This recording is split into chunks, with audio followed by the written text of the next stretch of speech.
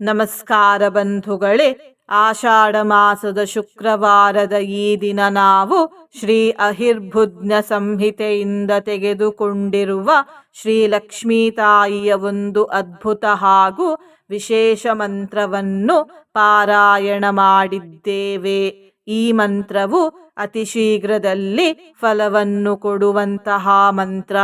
ಈ ಮಂತ್ರವನ್ನು ಇಂದು ಬೆಳಿಗ್ಗೆ ಹಾಗೂ ಸಂಜೆ ತಲಾ 108 ಬಾರಿ ಶ್ರದ್ಧಾಭಕ್ತಿಯಿಂದ ಪಾರಾಯಣ ಅಥವಾ ಶ್ರವಣ ಮಾಡಿದರೆ ಸಂಪತ್ತಿಗೆ ಭದ್ರತೆ ಸಿಗುತ್ತದೆ. ಬಹುಕಾಲದಿಂದ ಕಾಯುತ್ತಿರುವ ಹಣ ಕೈ ಸೇರುತ್ತದೆ. ಸಾಲಬಾಧೆ ದೂರವಾಗುತ್ತದೆ ಮತ್ತು ಬೇರೆಯವರಿಗೆ ಕೊಟ್ಟ ಸಾಲ ಹಿಂದಿರುಗಿ ಬರುತ್ತದೆ. ಹಾಗಾಗಿ ಈ ಮಂತ್ರವನ್ನು ಇಂದು ತಪ್ಪದೆ ಪಾರಾಯಣ ಅಥವಾ ಶ್ರವಣ ಮಾಡಿ. ಈ ಮಂತ್ರವನ್ನು ನೀವೇ ಪಾರಾಯಣ ಮಾಡಿದರೆ ಉತ್ತಮ ಬಂಧುಗಳೇ. ಇಂದಿನ ಮನೆಮದ್ದು ಹೀಗಿದೆ.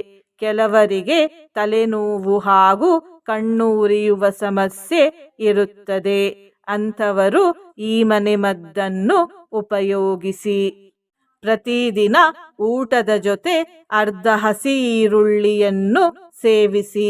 ಹೀಗೆ ಪ್ರತಿದಿನ ಮಾಡಿದ್ದೇ ಆದಲ್ಲಿ ಕಣ್ಣು ಉರಿ ಹಾಗೂ ತಲೆನೋವಿನ ಸಮಸ್ಯೆ ದೂರವಾಗುತ್ತದೆ.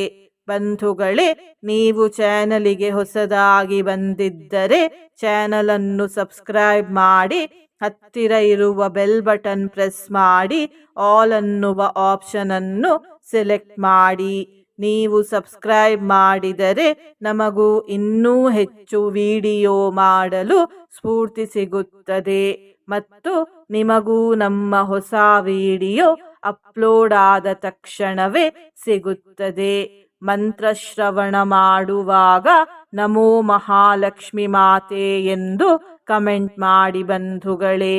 ಮಂತ್ರಪಾರಾಯಣವನ್ನು ಶುರು ಮಾಡೋಣ. ವಿಶ್ವಾಧ್ಯಕ್ಷೇ ಮಂಗಳಾವಾಸ ಭೂಮೇ ಭದ್ರೇ ಭದ್ರಂ ದೇಹಿ ಮೇ ಸಂಶ್ರಿತಾಯ. ವಿಶ್ವಾಧ್ಯಕ್ಷೇ ಮಂಗಳಾವಾಸ ಭೂಮೇ ಭದ್ರೇ ಭದ್ರಂ ದೇಹಿ ಮೇ ಸಂಶ್ರಿತಾಯ. ವಿಶ್ವಾಧ್ಯಕ್ಷೇ ಮಂಗಳಾವಾಸ ಭೂಮೇ ಭದ್ರೇ ಭದ್ರಂ ದೇಹಿ ಮೇ ಸಂಶ್ರಿತಾಯ. ವಿಶ್ವಾಧ್ಯಕ್ಷೇ ಮಂಗಳಾವಾಸ ಭೂಮೇ ಭದ್ರೇ ಭದ್ರಂ ದೇಹಿ ಮೇ ಸಂಶ್ರಿತಾಯ. ವಿಶ್ವಾಧ್ಯಕ್ಷೇ ಮಂಗಳಾವಾಸ ಭೂಮೇ ಭದ್ರೇ ಭದ್ರಂ ದೇಹಿ ಮೇ ಸಂಶ್ರಿತಾಯ.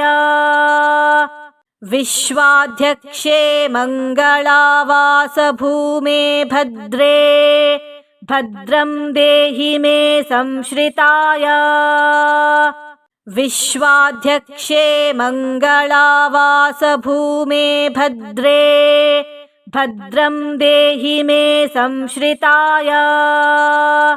ವಿಶ್ವಾಧ್ಯಕ್ಷೇ ಮಂಗಳಾವಾಸ ಭೂಮೇ ಭದ್ರೇ ಭದ್ರಂ ದೇಹಿ ಮೇ ಸಂಶ್ರಿತಾಯ.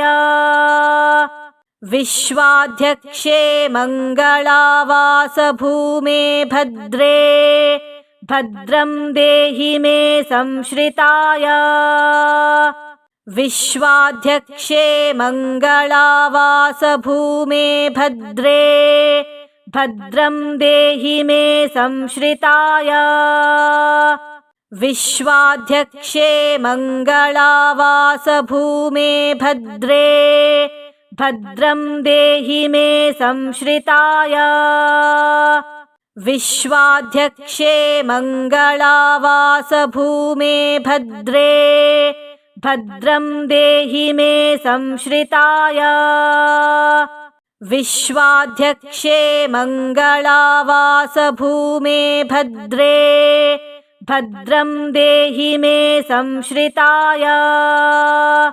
ವಿಶ್ವಾಧ್ಯಕ್ಷೇ ಮಂಗಳಾವಾಸ ಭೂಮೇ ಭದ್ರೇ भद्रं देहि मे संश्रिताय विश्वाध्यक्षे मङ्गलावासभूमे भद्रे भद्रं देहि मे संश्रिताय विश्वाध्यक्षे मङ्गलावासभूमे भद्रे भद्रं देहि मे संश्रिताय विश्वाध्यक्षे मङ्गलावासभूमे भद्रे भद्रं देहि मे संश्रिताय विश्वाध्यक्षे मङ्गलावासभूमे भद्रे भद्रं देहि मे संश्रिताय विश्वाध्यक्षे मङ्गलावासभूमे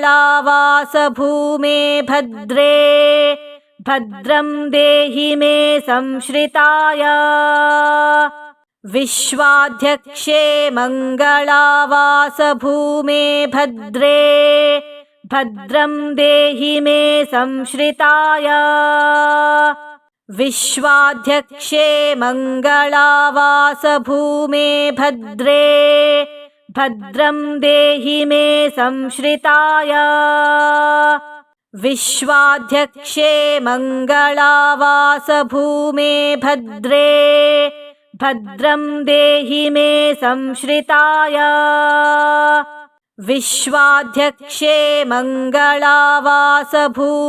भद्रे भद्रं देहि मे संश्रिताय विश्वाध्यक्षे मङ्गलावासभूमे भद्रे भद्रं देहि मे संश्रिताय विश्वाध्यक्षे मङ्गलावासभूमे भद्रे भद्रं देहि मे संश्रिताय विश्वाध्यक्षे मङ्गलावासभूमे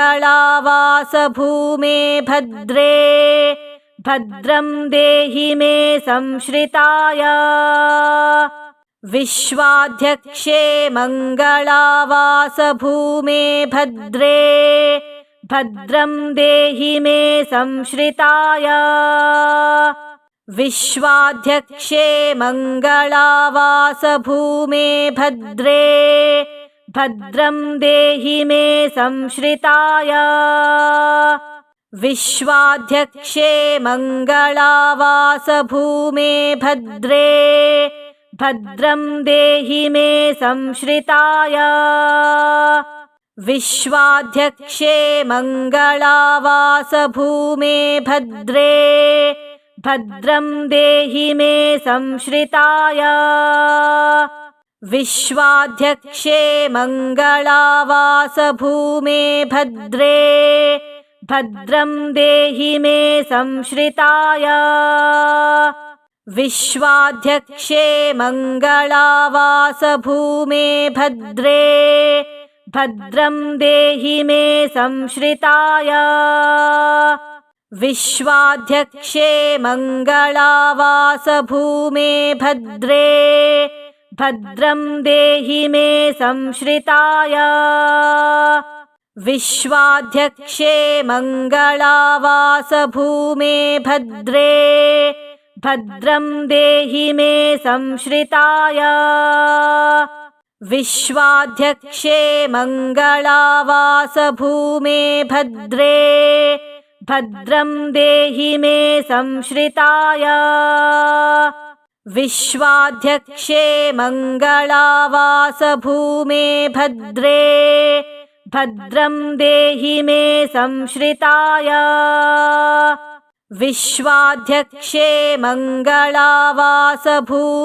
भद्रे भद्रं देहि मे संश्रिताय विश्वाध्यक्षे मङ्गलावासभूमे भद्रे भद्रं देहि मे संश्रिताय विश्वाध्यक्षे मङ्गलावासभूमे भद्रे भद्रं देहि मे संश्रिताय विश्वाध्यक्षे मङ्गलावासभूमे भद्रे भद्रं देहि मे संश्रिताय विश्वाध्यक्षे मङ्गलावासभूमे भद्रे भद्रं देहि मे संश्रिताय विश्वाध्यक्षे मङ्गलावासभूमे भद्रे भद्रं देहि मे संश्रिताय विश्वाध्यक्षे मङ्गलावासभूमे भद्रे भद्रं देहि मे संश्रिताय विश्वाध्यक्षे मङ्गलावासभूमे भद्रे भद्रं देहि मे संश्रिताय विश्वाध्यक्षे मङ्गलावासभूमे भद्रे भद्रं देहि मे संश्रिताय विश्वाध्यक्षे मङ्गलावासभूमे भद्रे भद्रं देहि मे संश्रिताय विश्वाध्यक्षे मङ्गलावासभूमे भद्रे भद्रं देहि मे संश्रिताय विश्वाध्यक्षे मङ्गलावासभूमे भद्रे भद्रं देहि मे संश्रिताय विश्वाध्यक्षे मङ्गलावासभूमे भद्रे भद्रं देहि मे संश्रिताय विश्वाध्यक्षे मङ्गलावासभूमे भद्रे भद्रं देहि मे संश्रिताय विश्वाध्यक्षे मङ्गलावासभूमे भद्रे भद्रं देहि मे संश्रिताय विश्वाध्यक्षे मङ्गलावासभूमे भद्रे भद्रं देहि मे संश्रिताय विश्वाध्यक्षे मङ्गलावासभूमे भद्रे भद्रं देहि मे संश्रिताय विश्वाध्यक्षे मङ्गलावासभूमे भद्रे भद्रं देहि मे संश्रिताय विश्वाध्यक्षे मङ्गलावासभूमे भद्रे भद्रं देहि मे संश्रिताय विश्वाध्यक्षे मङ्गलावासभूमे भद्रे भद्रं देहि मे संश्रिताय विश्वाध्यक्षे मङ्गलावासभूमे भद्रे भद्रं देहि मे संश्रिताय विश्वाध्यक्षे मङ्गलावासभूमे भद्रे भद्रं देहि मे संश्रिताय विश्वाध्यक्षे मङ्गलावासभूमे भद्रे भद्रं देहि मे संश्रिताय विश्वाध्यक्षे मङ्गलावासभूमे भद्रे भद्रं देहि मे संश्रिताय विश्वाध्यक्षे मङ्गलावासभूमे भद्रे भद्रं देहि मे संश्रिताय विश्वाध्यक्षे मङ्गलावासभूमे भद्रे भद्रं देहि मे संश्रिताय विश्वाध्यक्षे मङ्गलावासभूमे भद्रे भद्रं देहि मे संश्रिताय विश्वाध्यक्षे मङ्गलावासभूमे भद्रे भद्रं देहि मे संश्रिताय विश्वाध्यक्षे मङ्गलावासभूमे भद्रे भद्रं देहि मे संश्रिताय विश्वाध्यक्षे मङ्गलावासभूमे भद्रे भद्रं देहि मे संश्रिताय विश्वाध्यक्षे मङ्गलावासभूमे भद्रे भद्रं देहि मे संश्रिताय विश्वाध्यक्षे मङ्गलावासभूमे भद्रे भद्रं देहि मे संश्रिताय विश्वाध्यक्षे मङ्गलावासभूमे भद्रे भद्रं देहि मे संश्रिताय विश्वाध्यक्षे मङ्गलावासभूमे भद्रे भद्रं देहि मे संश्रिताय विश्वाध्यक्षे मङ्गलावासभूमे भद्रे भद्रं देहि मे संश्रिताय विश्वाध्यक्षे मङ्गलावासभूमे भद्रे भद्रं देहि मे संश्रिताय विश्वाध्यक्षे मङ्गलावासभूमे भद्रे भद्रं देहि मे संश्रिताय विश्वाध्यक्षे मङ्गलावासभूमे भद्रे भद्रं देहि मे संश्रिताय विश्वाध्यक्षे मङ्गलावासभूमे भद्रे भद्रं देहि मे संश्रिताय विश्वाध्यक्षे मङ्गलावासभूमे भद्रे भद्रं देहि मे संश्रिताय विश्वाध्यक्षे मङ्गलावासभूमे भद्रे भद्रं देहि मे संश्रिताय विश्वाध्यक्षे मङ्गलावासभूमे भद्रे भद्रं देहि मे संश्रिताय विश्वाध्यक्षे मङ्गलावासभूमे भद्रे भद्रं देहि मे संश्रिताय विश्वाध्यक्षे मङ्गलावासभूमे भद्रे भद्रं देहि मे संश्रिताय विश्वाध्यक्षे मङ्गलावासभूमे भद्रे भद्रं देहि मे संश्रिताय विश्वाध्यक्षे मङ्गलावासभूमे भद्रे भद्रं देहि मे संश्रिताय विश्वाध्यक्षे मङ्गलावासभूमे भद्रे भद्रं देहि मे संश्रिताय विश्वाध्यक्षे मङ्गलावासभूमे भद्रे भद्रं देहि मे संश्रिताय विश्वाध्यक्षे मङ्गलावासभूमे